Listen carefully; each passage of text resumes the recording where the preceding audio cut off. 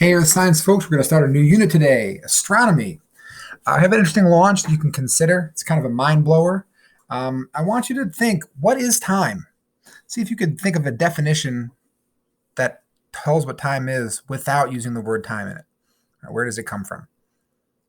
We're going to get a better answer for that at the end of today's lesson, maybe a little bit. Okay, so this is a new unit talking about astronomy. Astronomy is the study of different celestial objects, space, and the universe. And people have been doing it for a really long time. Right, so we have the Mayans here. This is a guy named Tycho Brahe. But all the way up to today, right, these telescopes here, observatories, studying celestial objects, space, and the universe. So what is a celestial object? Well, a celestial object is any object located outside of Earth's atmosphere. So outside of the layer of our sky. So we got the moon. The sun is definitely a celestial object outside of our atmosphere. Further away, even things like planets, Jupiter, Saturn, right? And then stars. This is a cool animation showing the movement of stars, right, over a time lapse. All of these can be considered celestial objects. And people have been using the motions of celestial objects to mark time. So the hours, the days, the years, and to make calendars, because these motions of things like the moon and the sun and the stars and even the planets are predictable. They are also repeating. They will happen again and again and again. And so people who did not have televisions, who did not have internets, right, when it was nighttime, they could go outside. There was no light pollution, and they could look up and they could see millions and millions of stars. And aside from seeing those things, they could also see, right, the sun moving and the moon moving. So every day they would see this sun come up, and then different days they would see the moon come up, and all these things appear to rise, right? They rise and they set, they move across the sky, and it's in these ways people started developing ways of measuring time. Right? How long does it take for the sun to go around? How long does it take for the moon's shape to change? So we're going to talk about what's happening, right? Because the sun and the moon appear to rise and set, but do they actually? This is an important idea, the idea of apparent motion. So an apparent motion, if something is apparent, it means it's what can be seen, right? It is apparent that this is a green track, right? It's obvious. So an apparent motion is just a motion that an object appears to make. So in this GIF, right, what are the things that appear to be spinning? Whoa, right? What looks like it's spinning? I think if you look in the background, right, it looks like there goes the ground and the sky switch places. So if the apparent motion from this viewer's perspective is that the ground is spinning, but what's actually moving, right? Obviously, it's a roller coaster, but this apparent motion was something that people could see. So people, and you could do this too if you stayed outside late enough in a place where you could see the stars, you can see an apparent motion of celestial objects, and it occurs at 15 degrees per hour. And celestial objects, with a couple exceptions, will rise in the east, and then they will set or go down in the west. All right, and they're moving at that speed. When I say 15 degrees, I'm talking about using a protractor, right, measuring the angle. So 15 degrees means that much, right? It moves this much every single hour. So if every star moves 15 degrees per hour, how many degrees will a star appear to rotate or move after 4 hours? So this is a time-lapse video showing stars. You can see them as they move around slowly, right? This person just set a camera out overnight and took all these pictures and put them together. All right, but so how long will it take for one star to move? How far will it move, or how many degrees will it move in 4 hours? Well, we said that everything in the sky moves at 15 degrees per hour. We're doing this for 4 hours. And so 15 times 4 means 60 degrees of movement per, right, in that 4 hours. So that means it moves about this far. I think the screen popped up. There you go. All right, so there's 60 degrees. So the sun and the moon and the stars, these look like they're moving, but that's just an apparent motion, like with our roller coaster. They are not the things moving. What's moving is the Earth.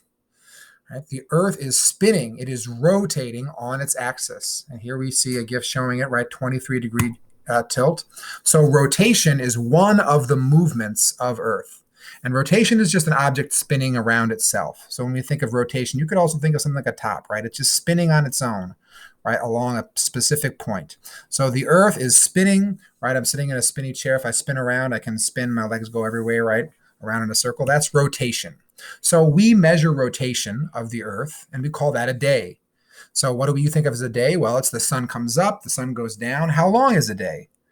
You probably said 24 hours. The actual measurement is it's exactly 23 hours, 56 minutes, and 4 seconds to complete one full 360-degree, right, circle rotation. So a rotation is one motion that the Earth is making, and we would also call this a day. It's just the spinning around once. That's a rotation. There are a couple of famous proofs that I'm not going to go into too much time because I don't want us to make this a really long video, but there are two proofs that show that the Earth is rotating. Because if you're standing on it, right, it doesn't really feel like you're moving, right? I'm sitting in a house, doesn't seem to be shaking, but it's actually spinning quite fast. So these are the things that prove the Earth rotates. One is called the Foucault pendulum. So it's this weight that swings back and forth. And if you leave it spinning all day long, what will happen is this entire circle, 360 degrees of pegs, will be knocked down because they are going to rotate and spin underneath the pendulum. You can watch a video at the end of this if you want. I put a link in the slides. All right. The other proof is something called the Coriolis effect. So the Coriolis effect is the spinning of winds and water. So when you see like this hurricane, right, all these winds are spinning in a counterclockwise direction, and that is because they are being curved by the motion of the Earth. Okay, so because the Earth rotates and spins from west to east, then the sun and the moon appear to move from east to west.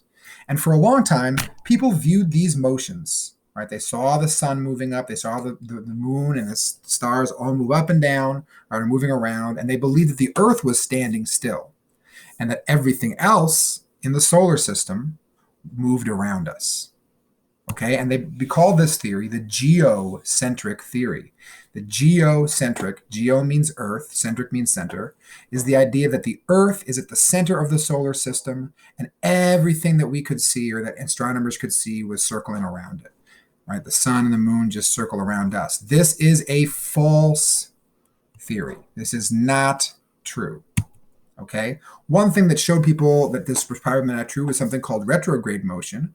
They would watch these stars and these moons or these planets, right? And they would notice that sometimes they would go backwards, right? So this is moving in this way. All of a sudden, whoa, it slips backwards. People who do astronomy will talk about like retrograde motion. So retrograde means backwards motion. Well, if everything is supposed to be moving around us, why would some things all of a sudden move backwards? And so they had to come up with all these really complicated ideas of planets, spinning in these crazy loops, right? In and out, dipping in and out, and everything around the Earth to explain retrograde motion. But there actually was a real idea, which is the true one, which is that the sun is at the center of our solar system, and this is called the heliocentric theory. And when people started to study this idea and take measurements about the movements of the planets, by the way, this is nowhere near scale, but just to give you an idea of the heliocentric theory. The sun is at the center of our solar system. All the planets are moving around it. Okay?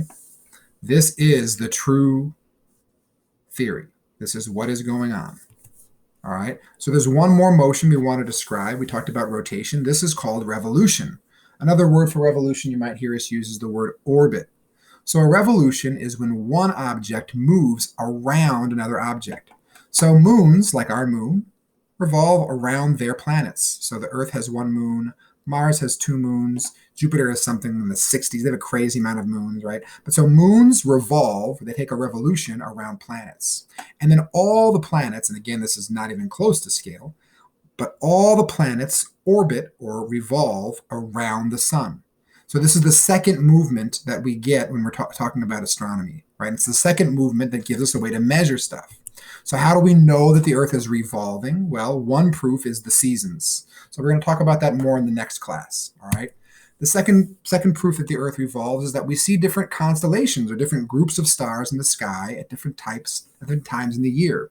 This is part of the explanation for the different zodiac symbols, right? But you got to remember, people a long time ago were using the stars as a way to talk about their gods, as a way to talk about stories, and so they paid a lot of attention, and they would notice that sometimes certain stars were visible, and then other times they were not. And the reason why is because as the Earth goes around, right, sometimes we're going to be able to see stars that are over here, right? We're on this part of our orbit. And then sometimes we're going to be able to see the stars over here when we're on this part of our orbit, okay? So those are two proofs that the Earth revolves. And one revolution is something we call a year.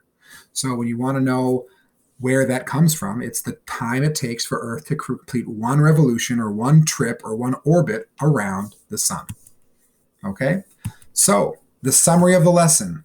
We're talking about astronomy now, and astronomy is just watching celestial objects. And this action helped people create time and calendars. They would measure how long it took for the sun to get back to where it had started in a year. They measured it during the day, right? They got the measurements of hours. The Earth rotates and spins 360 degrees in 24 hours, just about, right? And that movement is at 15 degrees per hour. So you can measure time and you can measure the movement of things, talking about how many degrees they've moved across the sky. This is the cause of our day and night. Two proofs of Earth's rotation are Foucault's pendulum and the Coriolis effect. The Earth revolves around the sun. All right, that's the other thing we take from this lesson, and that takes 365.24 days. We call that a year, and that's its second motion. So all the time, right now as we're speaking, as I'm speaking, the Earth is rotating and revolving. And we can prove that it revolves because we can see different constellations during the year, and also because of seasons, which we're going to talk about more in astronomy too, so come on back. Make sure to complete the check for understanding. There's also a lot of really good videos here, so check them out. This is an amazing topic. I could talk about astronomy a lot longer, but I don't want to because I don't want to make this too long. All right, take it easy, guys. Bye.